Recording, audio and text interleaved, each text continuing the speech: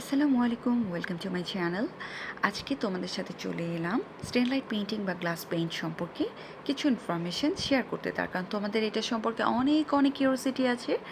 আশা করব ইনিশিয়াল স্টেজের কিছু কনফিউশন তোমাদের ক্লিয়ার হবে এবং তোমরা কিছু ইনফরমেশন পাবে। স্টেইন লাইট পেইন্টিং বা গ্লাস কালার সাধারণত দু রকমের হয়ে থাকে, একটি ওয়াটার বেজ আর একটা সলভেন্ট বেজ।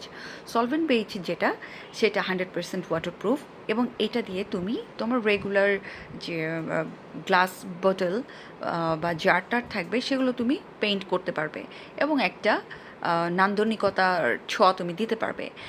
আর ওয়াটার বেস যেটা, সাধারণত ওইটা দিয়ে আমরা বিভিন্ন রকম পেইন্টিং করি, যে পেইন্টিংগুলো আমরা ওয়ালে হ্যাং করে থাকি। সো তোমরা চাইলেই তোমরা তোমাদের বাসার খুব নর্মাল যে বোতলগুলো আছে সেগুলোকে তোমরা টাচ আপ করে স্টেইন লাইট পেইন্টিং করে সেটাকে খুব গর্জিয়াস করে ফেলতে পারো এবং এটা 100% ওয়াটারপ্রুফ হয়। তবে হ্যাঁ, ক্লিনিংয়ের ক্ষেত্রে সাবধানতা অবলম্বন করতে হবে। স্টিলের কোনো ধরনের স্ক্রাবার দিয়ে স্ক্র্যাচিং করা যাবে না।